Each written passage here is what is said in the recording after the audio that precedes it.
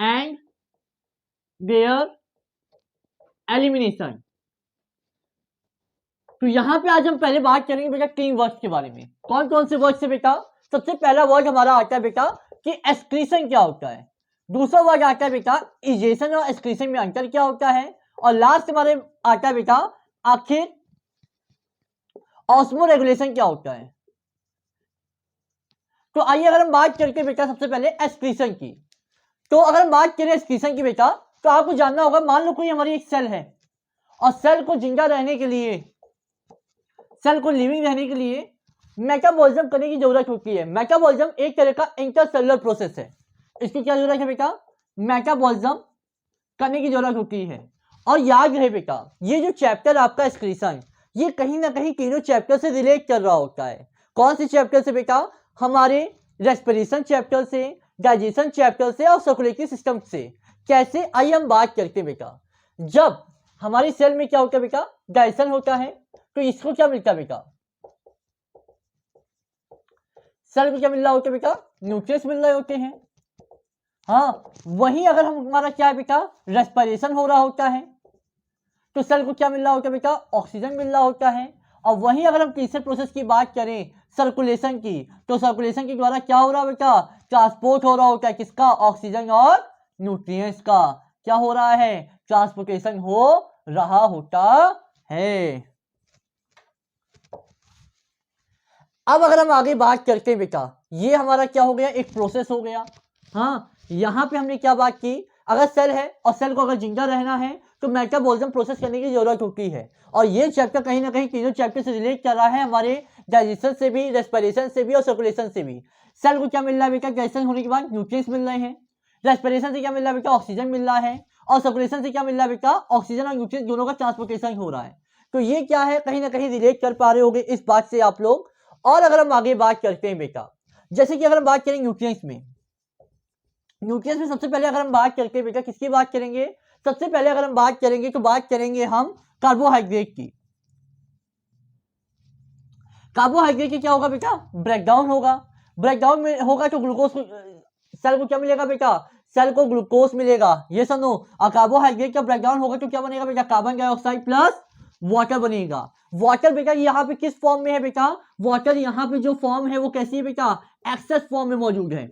Okay, वही अगर हम बात करें बेटा दूसरे कंपोनेंट की, ये हमारा हो गया कार्बोहाइड्रेट। दूसरे अगर हम बात करते हैं बेटा फैट की, तो फैट किसमें टूटता है बेटा? फैटी एसिड्स में। उसके बाद यहाँ पे क्रेब्स साइकिल प्रोसेस होती है, ईकेस होता है। लास्ट में क्या मिलता है बेटा? कार्बन डाइऑक्साइड प्लस वाटर मिलेगा। हाँ, और लास्ट हमारा क्या है बेटा? थर्ड हमारा होगा प्रोटीन। प्रोटीन का बेटा ब्रेकडाउन होगा, और ये किसमें टूटेगा बेटा? ये हमारा टूटेगा नाइट्रोजनस वेस्ट में। नाइट्रोजन वेस्ट में क्या आएंगे बेटा? हमारे यूरिया आएगा, यूरिक एसिड आएगा और NH3। ओके, अमोनिया आएगा। हाँ, यूरिया, यूरिक एसिड और NH3 एक तरह के क्या बेटा? हमारे नाइट्रोजनस वेस्ट हैं। तो अगर आपसे कोई पूछे, और साथ ही साथ क्या होता है बेटा? एक्सेस ऑफ सॉल्ट, हमारे जो खाने न्यूट्रिएंट्स होते हैं उसमें क्या हो रहा होता है? कहीं ना कहीं एक्सेस ऑफ सॉल्ट भी देखने को मिल रहा होता है। ये भी क्या है बेटा? एक्सेस ऑफ सॉल्ट की भी क्या होती है? ब्लड में मात्रा होती है। जैसे कौन कौन से बेटा? अगर हम बात करें तो सोडियम आयन, ठीक है, एक्सेस ऑफ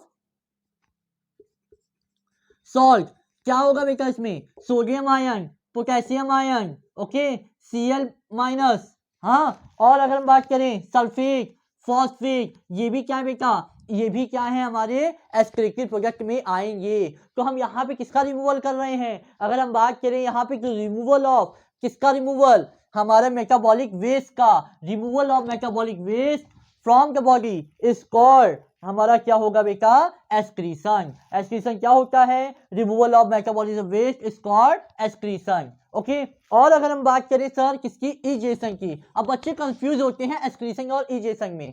मान लो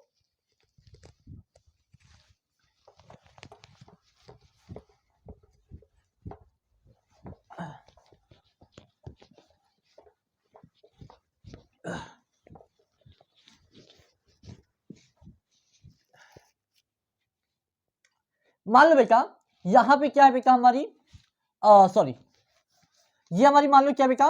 लार्ज इंटेस्टाइन है। ठीक है, एक रफ स्ट्रक्चर बना रहे हैं हम इसका लार्ज इंटेस्टाइन का। ठीक है, लार्ज इंटेस्टाइन है, सीलम है, कोलम है, रेक्टम है, हाँ, और लास्ट में हमारा क्या बेटा एनएस वाला पार्ट है, जहां पे क्या बन रहे होते बेटा फीकल मैटर बन रहा होता है। सीलम, कोलम, रेक्टम और लास्ट में हमारा क्या बेटा फीकल मैटर है। ये हमारा क्या बेटा लार्ज इंटेस्टाइन है। हाँ, अगर हम बात करें रिमूवल ऑफ, कैसा रिमूवल बेटा, removal of undigested product. Removal किसका हो रहा है बेटा, अनडाइजेस्टेड प्रोडक्ट हो रहा है, कहां से बेटा एलिमेंट्री कैनाल से।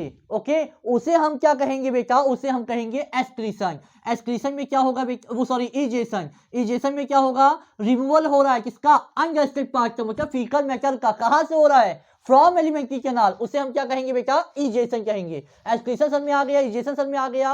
और लास्ट हमारा क्या बेटा ऑस्मो रेगुलेशन। ऑस्मो रेगुलेशन की अगर हम बात करें, मान लो ये हमारी ब्लड की पाइप है, और ब्लड की पाइप में बेटा क्या है बेटा सॉल्ट मौजूद है और साथ ही साथ वाटर मौजूद है। सॉल्ट और वाटर का मिक्सचर क्या कहलाएगा बेटा, सॉल्यूशन कहलाएगा। ओके, मान लो अगर हमारे सॉल्ट की मात्रा या फिर वाटर की मात्रा बढ़ जाती है, हाँ, सोल्यूट और सॉल्वेंट की मात्रा मान लो क्या हो जा रही है, बढ़ जा रही है या कम हो जा रही है। कम हो जा रही है तो हमें अलग से लेना पड़ेगा, बढ़ जा रही है तो क्या करना पड़ेगा बेटा निकालना पड़ेगा।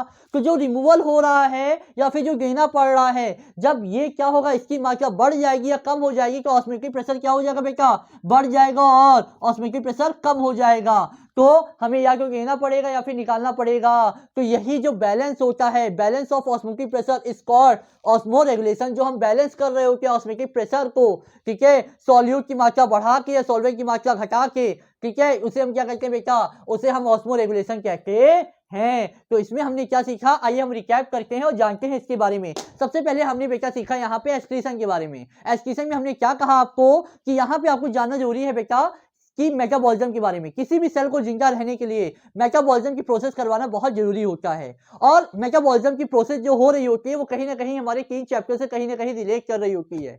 कौन से 3 चैप्टर होंगे हमारे, वो चैप्टर हमारे होंगे आपके सर्कुलेटरी सिस्टम, रेस्पिरेटरी सिस्टम और डाइजेस्टिव सिस्टम। जिस तरह से हमारा डाइजेशन होता है तो सेल को क्या मिल रहे होते हैं बेटा, न्यूट्रिएंट्स मिल रहे होते हैं, उसका आगे चल के ब्रेकडाउन होता है, उसके बाद रेस्पिरेशन से क्या मिल रहा होता है, ऑक्सीजन मिल रहा होता है, और लास्ट में हमारा इन दोनों का ट्रांसपोर्ट किसके द्वारा होता है, सर्कुलेटरी सिस्टम के द्वारा हो रहा होता है। अगर हम बात करें बेटा किसकी, सबसे पहले न्यूट्रिएंट्स में कार्बोहाइड्रेट की, कार्बोहाइड्रेट का ब्रेकडाउन होता है तो सेल को क्या मिलता है, ग्लूकोज मिलता है, और क्या हमारा रिमूव आउट हो जाता है, कार्बन डाइऑक्साइड प्लस वाटर। यहाँ पे वाटर जो है वो किस फॉर्म में बेटा, एक्सेस फॉर्म में है। वही अगर हम दूसरे प्रोडक्ट की बात करें तो हमारा क्या है बेटा, फैट। फैट जो होता है वो फैटी एसिड्स में टूटता है, क्रेब्स साइकिल होती है, एक्वियस होता है, लास्ट में क्या मिलता है बेटा, कार्बन डाइऑक्साइड प्लस वाटर।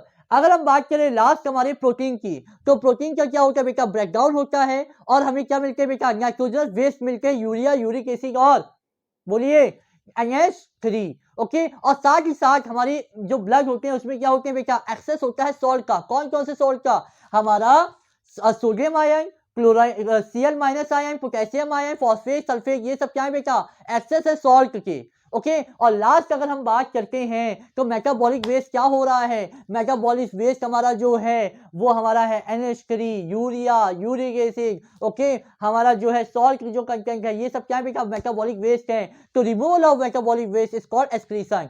अगर हम बात करें बेटा कार्बन डाइऑक्साइड की रिमूव करने के लिए कोई अलग से एक्सक्रीटरी सिस्टम नहीं है बेटा, वो किसके द्वारा रिमूव आउट हो जाता है, लंग्स के द्वारा। वही अगर हम बात करते हैं हमारा जो अमोनिया है, ओके, यूरिया है, यूरिक एसिड है, इसके लिए प्रॉपर्ली क्या हमारे पास है, एक्सक्रीटरी सिस्टम मौजूद है। आगे अगर हम इसके बात करें तो हमने क्या पढ़ा बेटा, इजेशन। तो रिमूवल ऑफ अनडाइजेस्टेड पार्ट, हमारा क्या बेटा लार्ज इंटेस्टाइन है, लार्ज इंटेस्टाइन में क्या सीलम है, कोलम है, रेक्टम है, एनस है।